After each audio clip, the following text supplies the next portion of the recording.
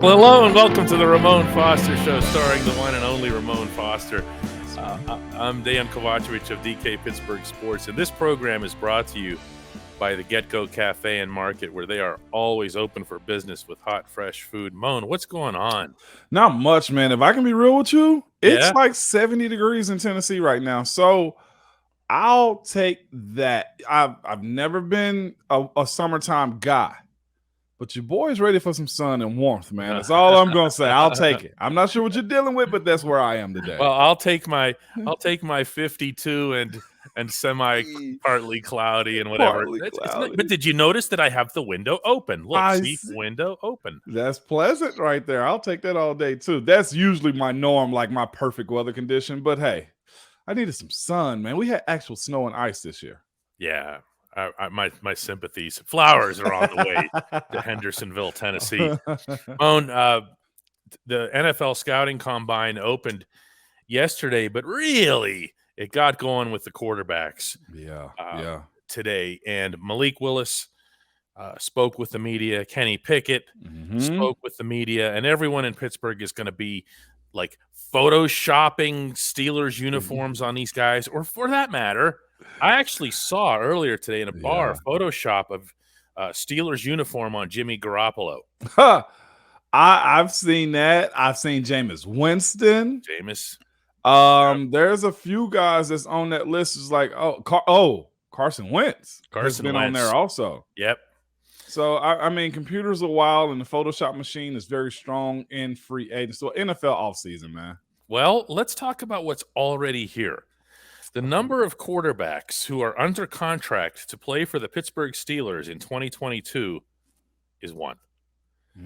Only Mason Rudolph has a contract. Now, Kevin Colbert and everyone has said that they will be tendering Dwayne Haskins. So really we're talking about two, but technically it's one.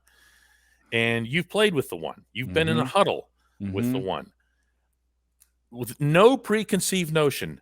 And you're not there anymore. You don't have to worry about being in the locker room. And I just want to hear your impressions of number two having a full season as an NFL starter. My impressions of it. Okay, so I've seen other quarterbacks come into that locker room behind 7 for a long time. Okay. And the majority of them know the role that they're going to play. I'm here to hold the clipboard. I'm here to learn from Ben. If Ben goes out and does a Ben-like thing, then I'll be ready to go. But Ben is going to come back. That's always been a mentality of most backups, guys that are drafted at that position, is they know their position. Mason hasn't necessarily always taken that approach. He, I think, has studied more than other young quarterbacks coming in. He he really puts himself in a position where he wants to be known as a guy that's serious about his profession also, meaning I'm not just a clipboard holder. If you need me to throw extra balls so you have to practice, I'm going to do it for you, but I'm also going to do it for me. If you know him, then you know he's a guy that feels very certain about himself and about being a pro, and not want to be one of those 3 years or 4 years in a Steelers uniform, and then he's bouncing from team to team to team to team. I don't think Ben ever saw Mason as a threat, but Mason always, I felt like, pushed the envelope when it came to saying, I'm not just a guy behind Ben. And I knew he wasn't going to play, but you asked me what kind of guy he was. That's the type of guy he was. When he was in the huddle, Mason was kind of quiet. No, check that. He wasn't quiet. You had to tell him to be quiet. I'm thinking I would never correct you on something in the huddle, but I was standing on the side of the field, and you could hear him 4 miles away. And I'm thinking, what, quiet? Giving out the plays, like he's very exacto about everything that he's doing. Right. Like giving out the play, he'd reel off a play like, whoa, you are really into this. And that's because he wanted to be taken serious about it. It was times in the games like, Mason, hey, lower it down a little bit. Okay, they can hear the play on the other side, especially the run plays. I don't give a damn about the passing plays, but the running plays, they're going to hear 34 gap. Blowing me up. Blowing me gap. His very first drills at his very first rookie camp, and you weren't there because you were a veteran. He took the field And you're thinking, oh, okay, here's third round pick. This is the guy that, and it was like right Yeah. after Ben had criticized the pick, and I remember all that stuff. I remember, we yeah. needed a linebacker and all that. And he goes out there. I'm not going to do a very good Mason impression here, but he'd get into the huddle and you'd hear, yeah. And it's not at all what he looks like. No, it's because the position that he's playing, he's kind of just putting it on Front Street. I demand that you look and listen to me. Yeah. That's always been his tempo. It's not just, man, I'm just getting through the reps with him. So I'm sure a guy, and I haven't spoken to him about, how he's feeling and the rumors and the conversation around this guy, that guy. But I would guarantee you he's pissed. We saw head coach Mike McCarthy, in Dallas. The conversation about he's just a holdover to Sean Payton can come to Dallas to be the head coach in Dallas. And the first thing that he said was that's a conversation I'd rather not be involved in, because of those type of rumors that are going around. And as much connectivity we have as a world now, Mason is getting the alerts. Somebody is bringing it up. I'm sure he's working out right now thinking of those things. And it ain't disrespectful. It's just the beast of what the business is. But Mason is a guy that can handle, I feel like, that pressure. If you were to ask me who's going to be the starter in the fall, I'd probably lean more to him right now. Whether they go get a first rounder, that's yet to be seen, or what Dwayne can do. Dwayne Haskins, we didn't see much from him anyhow, but I think Mason's going to get at least 1 year of starting. Well, that's the thing that I keep bringing up, Bone. When you're talking about giving him a year of starting, okay, when you're out there on the field with him in 2019, when he's thrown to the Wolves in Week 3 in Santa Clara, and by the way, almost won that game against who? Against who? Was it the Niners? Jimmy Garoppolo. Jimmy G. Yeah. And we could have, should have. I knew that was coming. I know. Played a heck of a game. I know. Okay, I was out played there. a heck of a game. Sure did. Yeah. And that was thrown to the Wolves. Yes, it against a really good defense. And a team that had a veteran. Super Bowl. Yes. They went to the Super Bowl that year. Come on. Now, so where he's concerned, one of the things that I keep bringing up, and it's not to be a Mason apologist or any of these other phrases that everybody has, he has yet to have an NFL season playing in a Mason Rudolph offense. Yes. An offense that you design to his skill set, not to those of Ben Roethlisberger. And that's the thing that keeps jumping out at me here. And that's why I believe that when Kevin Colbert and Art Rooney have kind of thrown these hints out here over the past week or so, that Mason's, if the season started right now, he's our guy. I really believe that that's what they're referring to, that they're ready to set it up for him.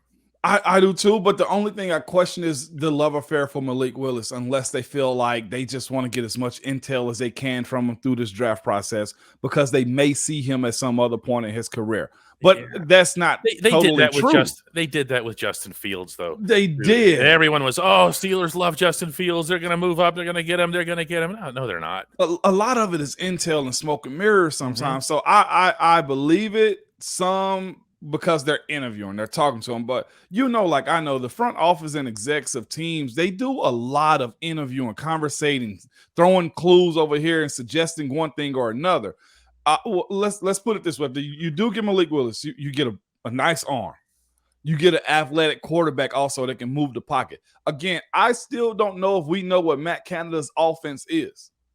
We don't know if he wants a mobile quarterback, because if Kev is saying my last duties are to say Mason is the starting quarterback potentially moving forward, or the entire front office is saying Mason's the guy, okay, he's not mobile. He can run, but he's not mobile. Dwayne Haskins, I don't think has ever been known as a mobile quarterback either.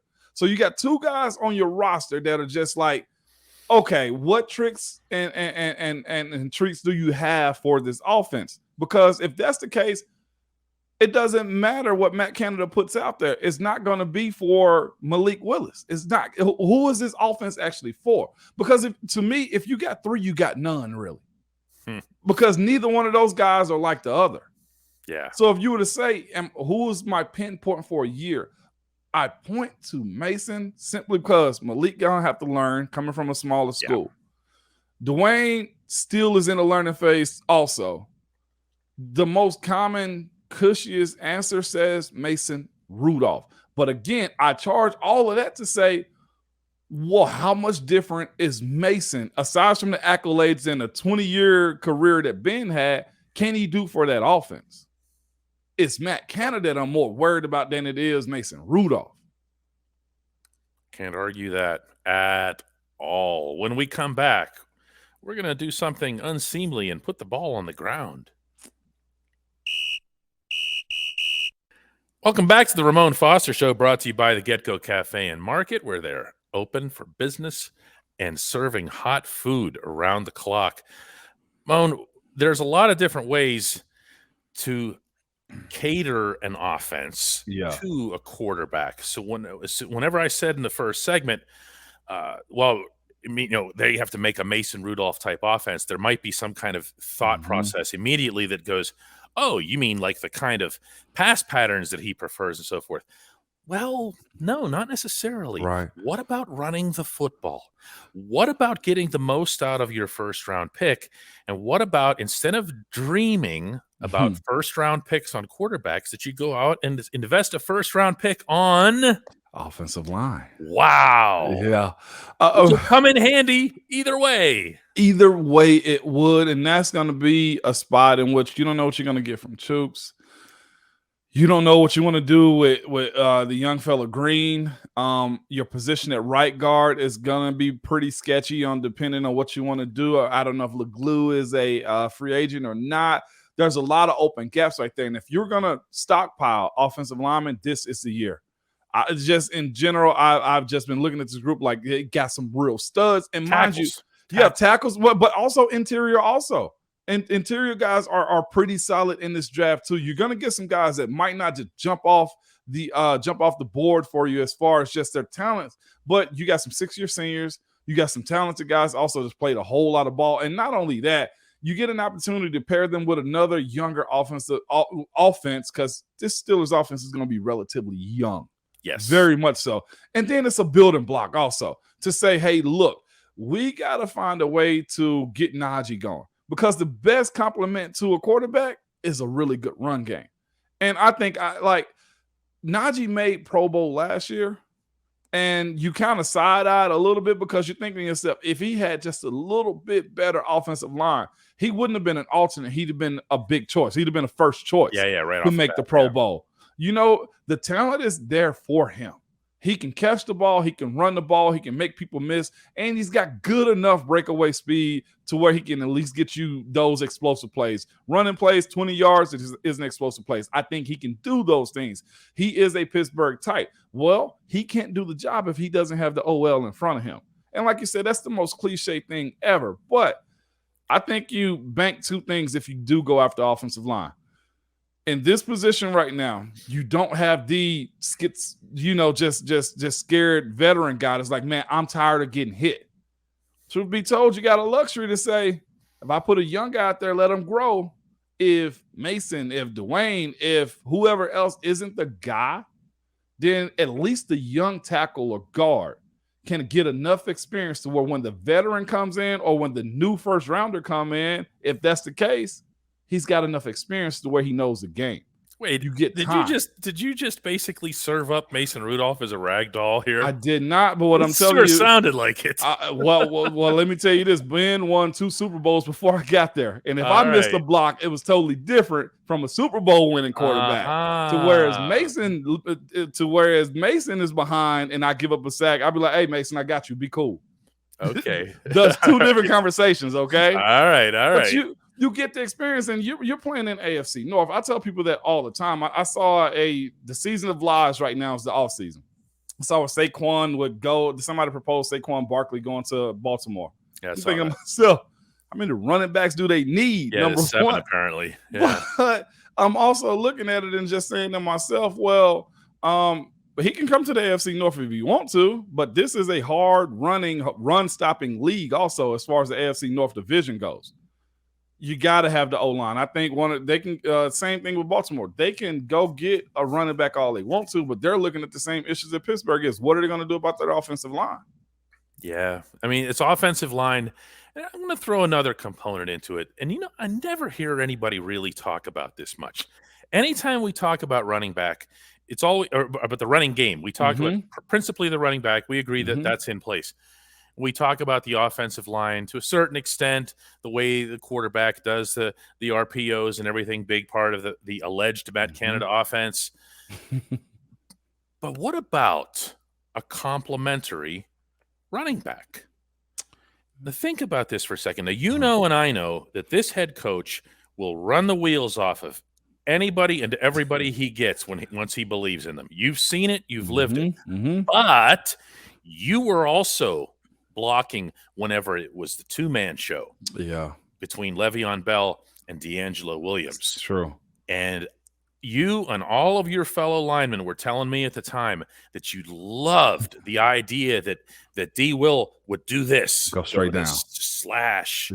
Go diagonal, go straight. And then Lev would come in and do all the Eddie George. Side to side. Creating space. And then falling forward for 5 yards and stuff. And it was like two completely different offenses. And that made you guys, your jobs easier, in addition to making the defense's job more difficult. Why wouldn't the Steelers consider something? And I'm going to be honest with you. The reason I'm asking this is because you dropped Saquon Barkley there. And I'm thinking, you know what? Cleveland's got a couple of guys. They do. Yes, they do. Okay. And that is a high-risk position as far as getting injured also. I go free agency with that more than my picks, simply because I where they are right now, they need somebody to come in and really get them going and help out as quick as they can.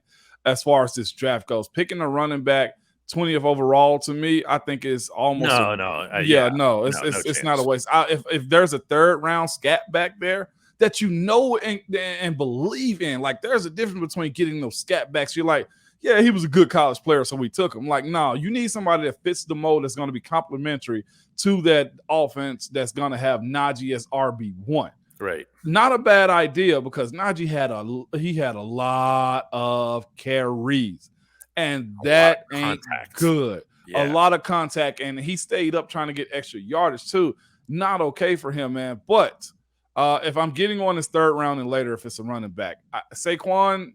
I mean, from anywhere. I don't care about the draft. Yeah, anywhere. Yeah, get yourself another running back. I love that idea for sure. And we're gonna have to go through the free agents at some point as far as running backs. Say who can actually fit the Pittsburgh mold. I don't want to get people hyped for Saquon. I like the idea, and I'll tell you what other idea I like is when you're talking about the running game. Pay Juju. Yeah. I actually was reading up on Juju recently too. Said he's probably gonna have to do another 1 year prove it. I saw that. Another 1 year prove it, and man. it's logical. I mean, it not his fault, but he got hurt again. The identity of what this offense is gonna have to rely on is probably the run game and quick game across the middle. Like right now, I think Juju's kidding himself if he's looking at himself as a one. I think Deontay's kind of established that part a little bit. Juju for sure shores up the run game as far as being a guy that can block the edge or, make the slants across the middle. And then you got Pat Freiermuth, who's also another guy that is a complement to the run game. So it makes sense, man. And again, we're going to have to go through this OL one other time too at some point in this offseason because I still got to figure out what's going on with Dotson and Zach Banner. Yeah, well, I'll tell you a couple things before we close out this segment as it relates to the offensive line. They're committed, I believe, to Dan Moore at left tackle. Oh, yeah. Okay, they liked what they saw of him. I know everything that you heard from the inside supports that. Dotson looks like the guy they want to be the guy at left guard, but he's got to prove that.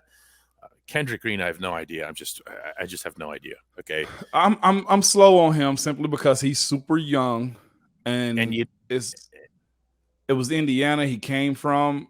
But I think we as a fan base gotta drop the 5'3" from him, 53. As far as expecting him to be Marquise or Damani. Yeah, he's not them, and he's gonna have to find his niche. And Matt Canada and the new offensive line coach got to find what's working for him. Right. So at right guard, you're going to have to just replace Trey Turner. That's got to be stone cold. Yep. And then at right tackle, you mentioned Chooks. Of course, Chooks is a free agency, but Kevin Colbert surprised a lot of people by saying this week in Indianapolis that they're they haven't signed him, but they're counting on Zach Banner. So yeah, I was like, yeah, me too. Zach's an interesting piece, man. It's so much that's expected from him because he has the pedigree, he has the body type, he has the smarts to get the job done. And I'm looking at him like, where are you in the starting lineup? He was missing, and it's confusing me. I'll have to have a talk with him at some point, man. Welcome back to the Ramon Foster Show. It's time for our Slice of Life with Ramon segment. And Ramon, I couldn't think of a better subject in this particular week than to bring up the NFL scouting combine in which you partook. And that had to be just pressure packed. It was. Like life-changing. Everything about it is pressure. But a good pressure too, man. And in the sense that, one, you're glad to have gotten the invite. Two, you get a chance to see all of the guys that are, that you're competing against. You get the opportunity to see, honestly, what kind of teams are interested in you. And just the experience was cool, but a lot of pressure because it's so much so quick and you got to perform and then you're out. Like literally when I got done with the field events, boom, I was out. Out. Just out. Like there was no exit meeting or anything like that. Like, all right, you guys are done. This group is done. Next group up. It was eventful, man. And mine, of course, is marked by my nosebleed before my 40-yard run, man. That was one of the biggest just what in the world moments was there ever, man. But it was a few things, you speak about the pressure of the moments, though. Well, wait, what was it? Yeah. What, me catching the nosebleed? Yeah. So it's inside Lucas Oil.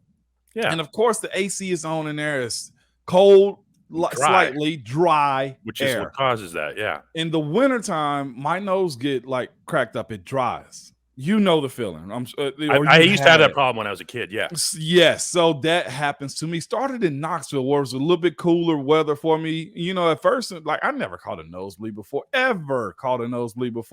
Like it was happening so much. Like my girlfriend, now my wife, Keisha, was like, "Is something wrong with you?" And then I think we had just saw that movie, The Express, about the player. I think it was a Cleveland Brown that was just catching nosebleeds. I was like, oh my God, let's just watch this movie. And his started with a nosebleed. My did, what is happening?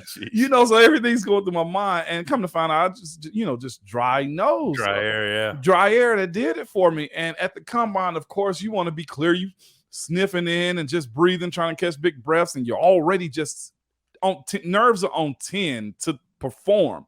And I'll never forget, I'm walking around, and you know how you is when you catch a nosebleed. I felt warmth. And I tried to sniff up, and then I wiped my nose. And I was like, oh my. I got and I'm tilting my head back like, I got a nosebleed. It's one of those moments. And what's so crazy about it, full 360 on it, is I'm talking to the longtime Steelers scout, Mark, who does the 40-yard time. And I'll never forget, I was like, hey, I got a nosebleed. I got to do something. He's like, well, son, you got to stop it real quick because you're next up. And I think we're live on air right now. It's TV too. Yeah, you can't mess around. TV, man. And here I was pressing my nose, trying to stop it. If you look at me, I'm running. I'm slightly got my head tilted back because I'm trying to stop blood from running. Oh my God. Yeah. And mind you, the biggest interview of my life at that time. Matter of fact, I never had an interview at that time. I never worked a job at that time. Yeah. Sports. So that didn't go as planned. And then my bench wasn't what I needed it to be. I did only like 20, 21 reps or something like that. Benching was never my thing, but I was strong. I just couldn't rep it out like that. And it was just, everything was a test the night before. The 3 teams that I met with at the combine too were all my types. I met with Cleveland, Cincinnati, and the Steelers. Wow. Born to be in the AFC North. Born to be in the AFC North. What was the dumbest question? Dumbest question. The most significant question, and I was just actually asked this on my show here in Nashville. The most significant question I was asked, and I didn't realize this honestly to after the fact. They ask you stuff to get you, what can we get to jab them in the side? What gets them going? What's going to fluster them a little bit? And the question that was asked to me was, how did you guys get Philip Fulmer fired at Tennessee? Ooh, trick question. Yeah. Loaded question. Because Coach Fulmer's a respected college football head coach, Hall of Famer, College Football Hall of Fame. And his last year was my last year. And it was a question, I guess, jabbing him a leadership a little bit, because I was a senior class. Accusing you of being participant in a mutiny. Exactly. And the best answer I had for him was, it was more of them than it was of us. Meaning guys that actually went to the league and actually got something going, where our team was just riddled with a bunch of young guys that wanted to go out and party and do everything but football. Football was a platform for them to be popular on campus. Okay. You know what I'm saying? It's college, yeah. Yes, that's college. And some guys forget that, no, you're here to play football. So it was those types of things. And it was the Steelers that asked me that question too. Wow. So I'm glad Coach Tomlin has lasted. But I thought it was a fair question. And there was, you're asked a million things, as far as the combine goes. And I didn't expect that to be one of the questions that kind of had me like, what the world is going on, That might be one, if I had to guess, that would have come from like a local scout, like someone who would really know the territory. You know who it was? Go ahead. Kevin Colbert. Oh, no. It was Kev. And I remember Mike T was right there. I honestly think B Hunt may have been in the room. I could be off a little bit, but of course it was scouts in the room and stuff like that. Man, it was interesting to say the least, man. But it's a blessing to be there. It's a cool event. Mine didn't go off as well as I wanted it to go, and luckily it didn't. Because I was gonna say it. Yeah, it worked out all right. Yeah, but what's crazy, I didn't even get a chance to do my pro day either because I caught the flu. Wow. Yeah. It's something when you watch these individuals on television right now, and there's a part of you that kind of cringes a little bit because of the meat market component. Yeah, and then there's another part of you that appreciates the undrafted players like yourself who've made it. Yeah. And then there's a third part for me, and that's the Mike Hilton part. Yep. Where you could throw Mike Hilton out there right now at the Lucas Oil Stadium, and he's not going to impress anybody. That's doesn't where matter. I was going. Doesn't matter. He can play football. And you know what? I'll be real with you. It kind of still irks me a little bit today. One, the guys get the platform because of their names. Like, man, this guy's cold, and you meet him, and you're like, he ain't all that, But you can measure everything about what the athlete is: 40, vertical, long jump, 3-cone, bench press, weight. But you can't measure, can they put all of those things together at another level and succeed at it? Like they're talking about Kenny Pickett's hands, and they did Joe Burrow the same way. Or they would say Ben came from a small school, and Marquise was undersized coming out of college. Like, but you can't, or Mike Hilton not even getting an invite. But it's certain components of competition that needs to be factored in, and it's a bunch of scouting departments that missed the mark on that stuff. And there's no real way to tell other than getting guys in camp. But to say that they chose another tackle over me for the Steelers that year simply because he went to O-line U as far as his college goes and he ran just a little bit faster, I look at it still and I chuckle. Like that's still there. That's why I tell anybody, man, shoot your shot, and when you get them, you take them out whenever you possibly can. Well, you know what though, Moan? There's a lot of, and I appreciate that, and I respect that sentiment from everybody that it comes from. And at the same time, I always find myself, just in the journalistic sense, I always find myself being mindful of the fact that someone did give you that chance. Like, there's a lot of that finger wagging. I'll show everybody. But you know what? I was actually 10 feet away from Mike Tomlin whenever he and Mike Hilton were having that back and forth. Remember that fun stuff? That too small, huh? Too small. Hilton's yelling out over toward Tomlin. He was a baby face in his first camp. Okay? And Tomlin would yell back, too small. like that. And it was tremendous. But you know what? Through that process, your head coach had an open mind. Yeah. But and you know what? That's what you got to appreciate about football too, though. Is the idea that you're going to see how intentional guys are when you put them in those situations of giving them an opportunity. Like a lot of people complain about that, and you're right. The finger wagging, watching me do work, but that's what football, I think, does more than any other sport. Like, because when you shrink it down, nobody's really running the 40 except for Mike Wallace. You know what I'm saying? Like, nobody's bench pressing anybody at all. Nobody's running a 3-cone drill. Nobody's doing a vertical jump unless it's a jump ball in the back of the end zone. Like, and that's 2 times a game, possibly, right? So that's where the game really comes into it, to where when the opportunity presents itself, you take full advantage and all of the measurables are out of the conversation. Unless it's Mason Rudolph and we're talking about quarterbacks. Very well done. Look at that. It's like tying a bow on the whole episode.